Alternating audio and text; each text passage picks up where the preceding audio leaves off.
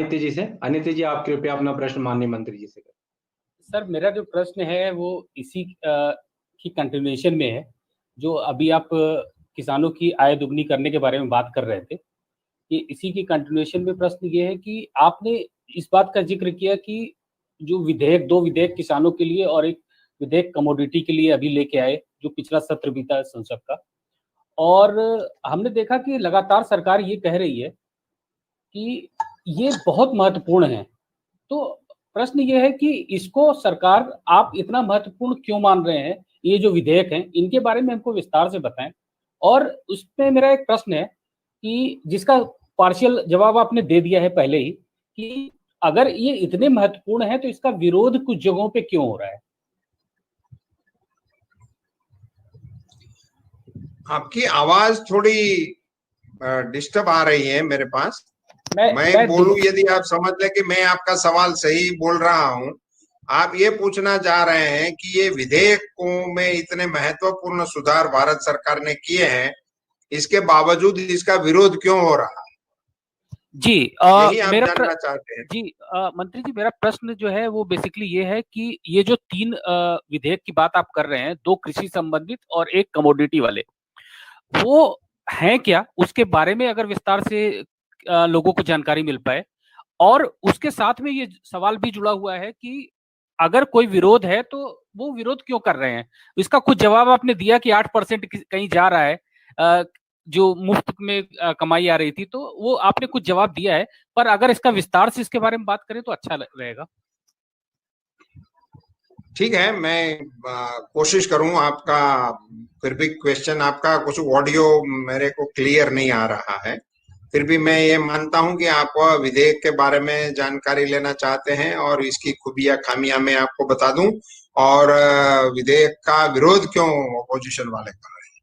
तो पहले तो मैं आपको एक सटीक बात बता दूं कि भारत का जो अपोजिशन है, वो इनकी ये दिक्कत है कि वो किसी भी चीज का किसी इरिलेवेंसी से जोड़कर विरोध कर रहे हैं।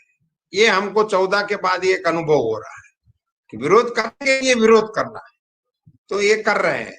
मैं आपको उदाहरण के तौर पे बताना चाहूंगा कि जब हमने पाकिस्तान, बांग्लादेश, अफगानिस्तान वगैरह प्रांतों में रहने वाले नॉन मुस्लिम्स लोगों को वहां धार्मिक स्तर पर प्रताड़ना होने से यदि निश्चित हो जाना पड़ता है, निर्वासित हो जाना पड़ता है, तो उनको भारत में नागरिकता देंगे, ऐसा एक विधेयक करके हम लाए। उस विधेयक में हमें किसी को नागरिकता देने का विधेयक हम लाए थे। आप याद करें, जरा स्मरण करें, उस समय के दिनों में कांग्रेस क्या कर रही थी? पूरे देश में और खास करके मुस्लिम बांधवों में घूम के वो क्या कर रहे थे कि ये कानून से तुम्हारी नागरिकता चली जाएगी, और ये आंदोलन चले, देश भर में चले। क्या उसका मुद्दा हो रहा था कि आपकी नागरिकता रद्द होगी। वो पूरे विधेयक में किसी की भी नागरिकता रद्द करने का कोई प्रावधान ही नहीं है, किसी की भी। वो प्रावधान उस एक्ट में है ही नहीं कि उस एक्ट की वजह से एक्स वाई जेड की नागरिकता छीन सकते हो आप। वो एक्ट वहां तक लिमिट था कि वो किसी को नागरिकता दे सकता है। अब उसमें मतभेद हो सकता है, आप एक्स को चाहते हैं, हम वाई को चाहते हैं, एक्स को क्यों, वाई को क्यों, ये हो सकता है डिफरेंस, ये तो समझ में आता है उनका। तो उन लोगों को विरोध करने के बजाय ये स्पष्ट रूप से वो बोल नहीं पाए। उनको ये भी कहना था कि मुसलमानों को भी इसमें शामिल करो, मगर वो बोल नहीं पाए, उसकी अपनी पॉलिटिकल कंपल्सन थी, इसलिए वो बोल नहीं पाए। वो विरोध करते रहे कि हम इनको, इनकी नागरिकता छीन ली जाएगी। नागरिकता, उस कानून में नागरिकता छीनने का कोई प्रावधान है ही नहीं, तो छीनने का तो इश्यू नहीं था। फिर भी उन्होंने चलाया पूरे देश में, और चला, आप सबने देखा। मगर आपकी सबकी जागरूकता के होने के वजह से, हमारे कार्यकर्ताओं की सजागता के होने के वजह से आखिर सबको पता लग गया, और पानी का पानी, दूध का दूध हो गया। ऐसे ही इसी कानून में भी वो लोग प्रचार क्या कर रहे हैं, वो आप देख लो, उनके मुद्दे उठाओ। वो ये कह रहे हैं, पंजाब में ही खास करके वो ये बोल रहे हैं कि एमएसपी खत्म कर देंगे। ये सरकार का, इस विधेयक के पीछे सरकार की मंशा है कि वो एमएसपी खत्म कर देगी। मैं आपको बड़े सुस्पष्ट तरीके से और आधिकारिकता से कहना चाहता हूं कि एमएसपी को इस विधेयक के साथ कोई संबंध नहीं है, दूर सुदूर का भी संबंध नहीं है। एमएसपी इस विधेयक से न तो प्रभावित होने वाली है, न तो इनसे इनका कोई ताल्लुकात है। तो एमएसपी मैंने पहले ही थोड़ा विस्तार से आपको बता दिया है, इसलिए इसमें मैं नहीं जाऊंगा। मगर एमएसपी वो सरकार का एक सरकारी निर्णय है, शासकीय निर्णय है, ये विधेयक से मिलने जुलने वाली बात ही नहीं है। सो इसका इनके साथ कोई लेना देना नहीं है। मगर किसानों को उसमें रुचि है, इसीलिए किसानों को भड़काने के लिए इस विधेयक से एमएसपी रद्द हो जाएगी। मैं दूसरा आप सबके जानकारी में एक बड़ा अच्छा मुद्दा देना चाहता हूं। आपने संसद से आप सुन रहे होंगे, जब ये विधेयक पारित हो रहा था तब से आप विपक्षों की स्पीचें सुनते ही होंगे। आप तो सब अभ्यासु लोग हैं और सबको आज तक की, कल तक की नेताओं की, प्रतिपक्ष के नेताओं की स्पीचें आप सुनिए। मैंने कल सभा में भी मैंने कहा, मैं कल अपने एक प्रत्याशी का नामांकन दाखिल करने के लिए इधर गया था, तो उसी सभा में पब्लिकली मैंने एक इश्यू प्रेस मीडिया के सामने खड़ा किया है कि मैंने आज तक नहीं सुना किसी विपक्ष के नेता को कि भाई इस विधेयक की ये कलम नंबर 100 एंड 100, इस कलम से किसान का ये नुकसान हो सकता है। बोलिए ना, आप विधेयक का खिलाफ कर रहे हो तो आप बताइए ना कि भाई ये इस कलम के तहत आप पर 10 साल की सजा हो सकती है, आप पर इस प्रकार से आपको जेल में डालने की इसमें हमने सुविधा रखी है, आपकी जमीन छीनने का इसमें इस कलम में प्रावधान किया। आप इस कलम को लेकर हमारे सामने आ जाओ, लोगों को भी एजुकेट करो।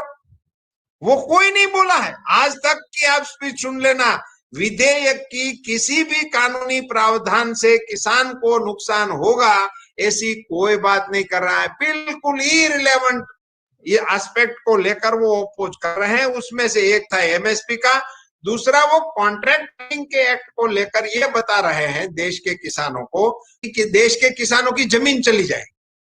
ये बड़े बड़े धनपति आएंगे, किसानों के साथ कॉन्ट्रैक्ट करेंगे और बाद में वो उनकी जमीन को हड़प कर जाएंगे।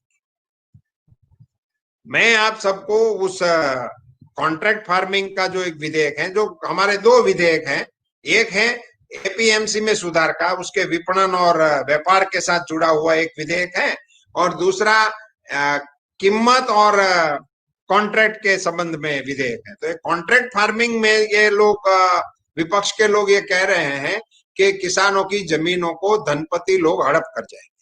मैं आप सबको और आपके माध्यम से जो भी सुन रहे हैं उन सभी को बड़ी विनम्रता से बताना चाहता हूं कि ये पूरे कॉन्ट्रैक्ट फार्मिंग एक्ट के तहत उस विधेयक में जमीन का उल्लेख ही नहीं है।